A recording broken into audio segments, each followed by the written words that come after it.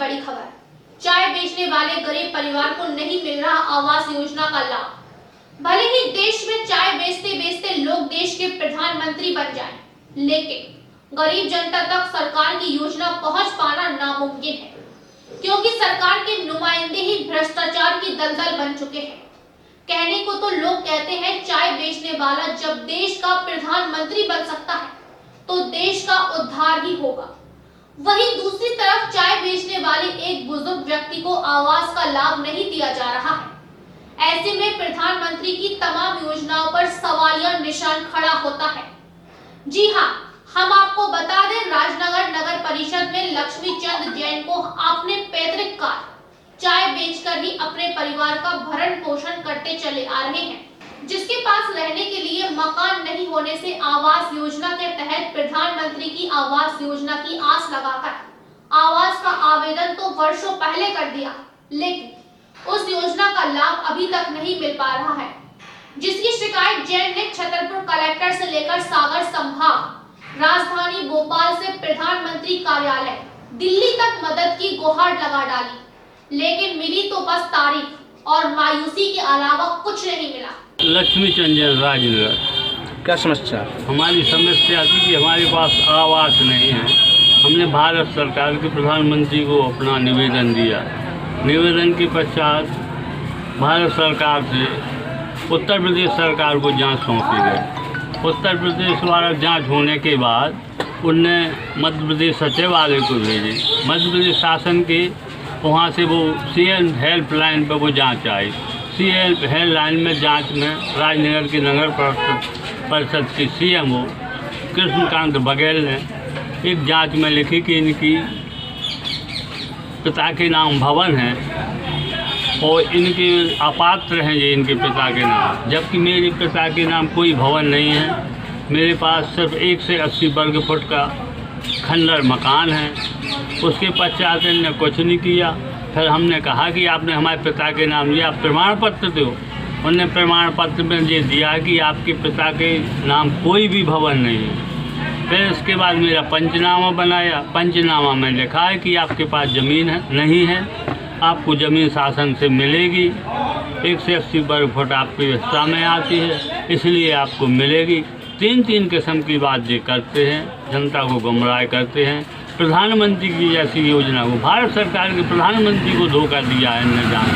तो नगर परिषद में ऐसे कई उदाहरण हैं। जो मकान बने हैं उन मकानों में कई के पुराने बने मकान थे, उनको योजना में कर दिया। कई मकान बने बनाए हैं, उनको उस योजना में कर दिया। 10,000, 20,000, 5,000 जिस हिसाब की इन्हें रिश्वत दी है उसी आधार पर कर दिया। जो पात्र कारणी है उनको आज लोग इनने कोई भी सहायता नहीं की, ना उनके भवन की। ऐसे कई आदमी हैं। जैसे मेरे एक छोटे भाई हैं राजेश जैन, उनकी पत्नी के नाम हमने भेजा था।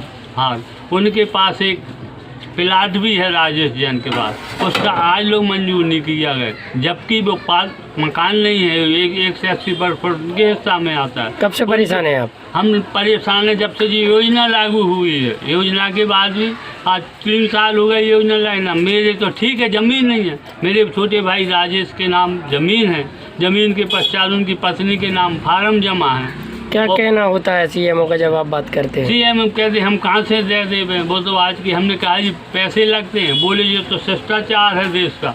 हमने कि हम सुनाई करें, बोले आप किसी को भी सुनाओ।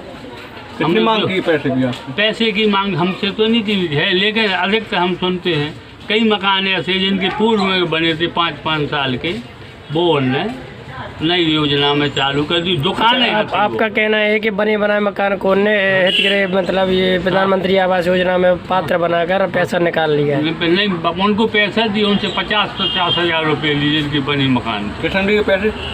सीएमओ इसके पहले जो सीएमओ था, ये तो बाद में जो योजना तो पहले, इसके बाद जो जिसमें है जो कई आदमी थे 5,000, 7,000, यानी कि जो छोटे कर्मचारी हैं उन कर्मचारियों के मार्फत जी पैसे लेते हैं और ये किसी की नहीं सुनता है। पहले ये कांग्रेस के शासन में आया था, उनकी चलता था। आज दूसरी पार्टियों के गुलाम है, इसका काम। क्या चाहते हैं आप? हम ये चाहते हैं इस सीएमओ पर दंडित कार्रवाई हो, जांच करके। जब मेरी बात पर ध्यान दें, अगर मैं झूठ बोलता हूँ तो मुझ पर FIR हो, तो अगर सीएम झूठ बोलता है तो उस पर FIR हम ये चाहते हैं। मैंने कलेक्टर को भी लिखा है 23 तारीख को पिछली अक्टूबर में, भारत सरकार के प्रधानमंत्री को भी लिखा है और एक आवेदन हाई कोर्ट के जज को भी दिया है हमने कि अगर जो सुने। इसके बाद कहीं से कोई निराकरण नहीं हुआ है। लक्ष्मीचंद जैन का आवास योजना का आवेदन है उनका, लेकिन उनके पास भूमि की उपलब्धता नहीं है। उनका जो घर है, एक कमरे घर ऊपर उनको हिस्सा मिला हुआ है। हम लोगों ने मौके पर भी जाकर देखा है, उस स्थल पर उनका मकान बन नहीं सकता। उनके पास दूसरी अन्य कोई भूमि है नहीं जहाँ वो मकान बना सकें। तो ऐसे जिनके पास लोगों के पास ज़मीन नहीं है, उसके लिए नगर परिषद ने एक प्रस्ताव किया हुआ है, शासन से भूमि की मांग की गई है।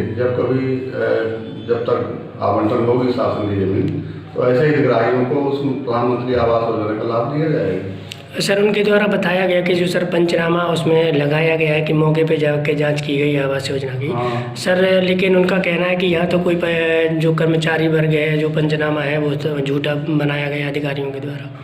नहीं, मैं स्वयं गया था, मेरा इंजीनियर स्टाफ वो खुद थे, उनके घर में बैठ के बनाया गया है। उनके मोहल्ले के लोग थे, परिवार के लोग थे। और जो स्थिति है आप भी देख सकते हो जाके, उनके पास एक कमरा ऊपर है, नीचे न तो कोई पिलर बन सकते उसमें, दूसरों को व्यवधान होगा, और दूसरी अन्य कोई ज़मीन उनके पास नहीं है। इस वजह से वो उनका भी नहीं हो पाया। सर, PM प्रधानमंत्री के यहाँ भी उन्होंने एक आवेदन दिया था सर इस संबंध में, तो सर क्या कुछ कार्रवाई की गई थी इस संबंध में? उसका प्रतिवेदन भेजा गया प्रशासन को। सर, उनसे आरोप भी लगाया जा रहा है पूरा कि पैसे मांगे जा रहे हैं। पैसा मांगने कोई उसमें औचित्य ही नहीं है जब उनके पास भूमि ही नहीं है। मतलब ये सब झूठा है।